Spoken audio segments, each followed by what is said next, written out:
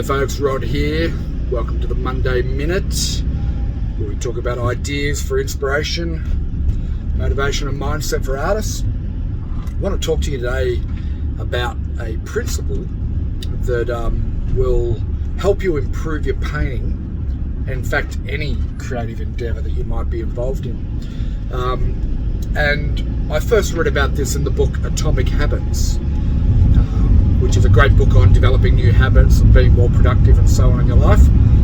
And in the book he talked about an experiment that was conducted in a university, a professor of photography.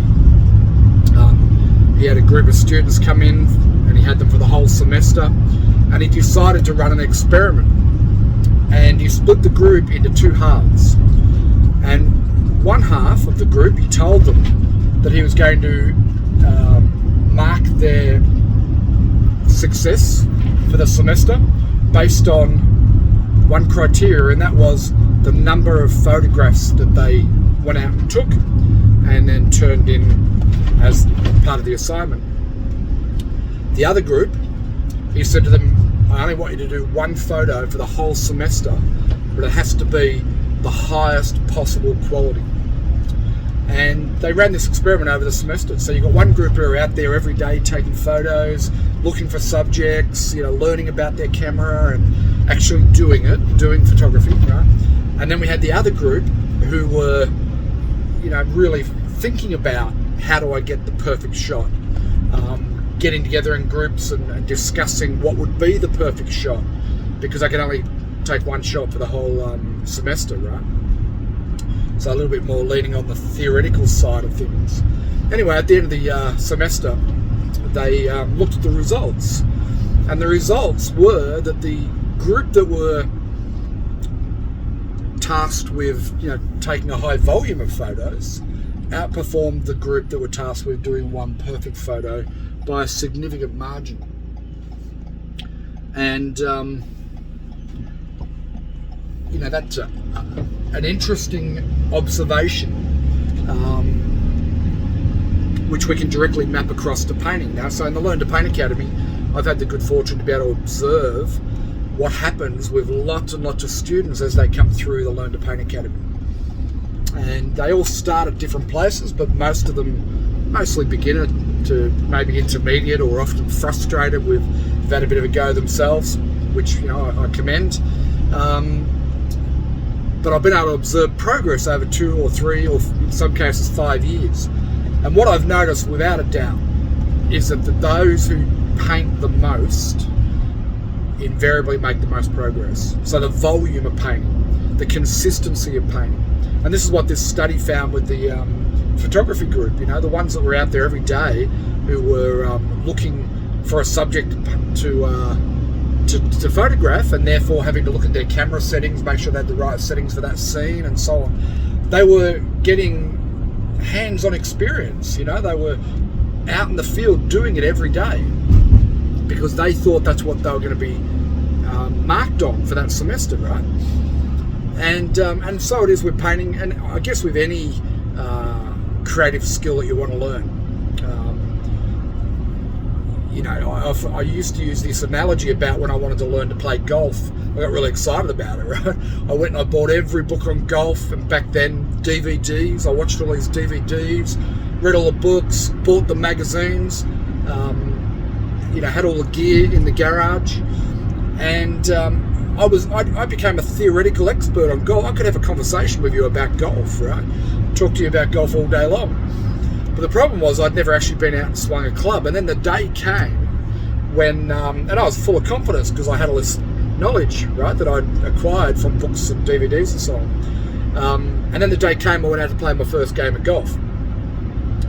And what I came to realise was that the actual doing of a thing is a very different experience than the learning about the thing.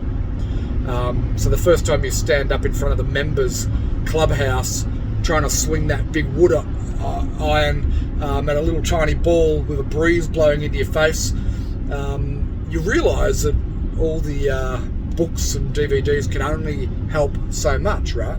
So yes, learning's important. You've got to learn the fundamentals of good painting, but fundamentals on their own, learning about them and is one thing, right? Being able to apply them in your actual paintings is another experience altogether. And it's a discernment, right? It's the fine-tuning of your skills, which can only come about through the actual doing of the thing, as the photography group found. So often I see, people in the Learn to Paint Academy, they'll go and study something like values, and they'll have an understanding of values, and they'll know what values are. They can tell you, it's dark to light and so on, and 5 value scale, 10 value scale. They'll know how to mix the values, but where it falls down is their ability to be able to then translate that head knowledge into results on the canvas. Now, that's not a criticism of anyone, because we all go through that, right?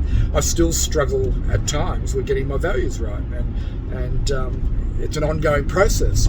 So I guess the message for today is Monday Motivation is the real key to learning painting is not doing one masterpiece a month and spending all your time on that one painting, trying to make it just right. But it's about doing volume and painting consistently, right? There's absolutely no substitute for consistency when it comes to something like painting. And,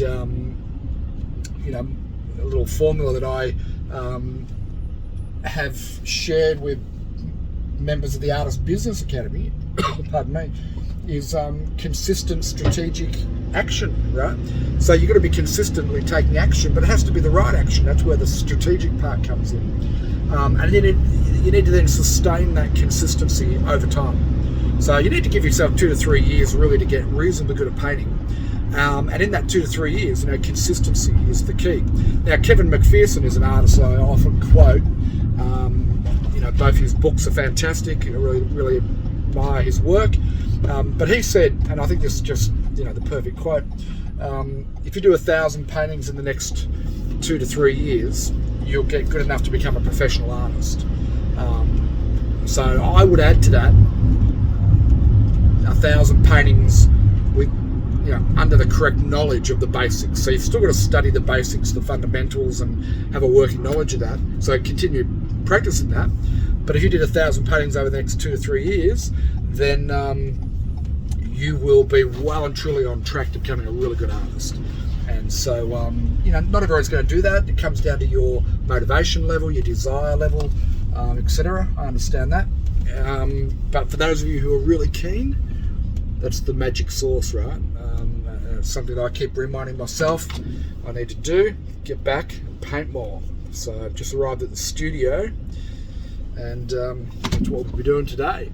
One of the things I've got to really practice and ramp up over the next few weeks is my sketchbook skills. So the only way in getting ready for me to go over to Europe, where I'm going to be basically doing a sketchbook tour of certain parts of Europe, the only way for me to do that, to get ready for that, is going to be just getting out each day around Noosa here and practicing my plein air sketchbook work. Anyway, hope that helps. Happy painting. I'll talk to you soon. Cheers.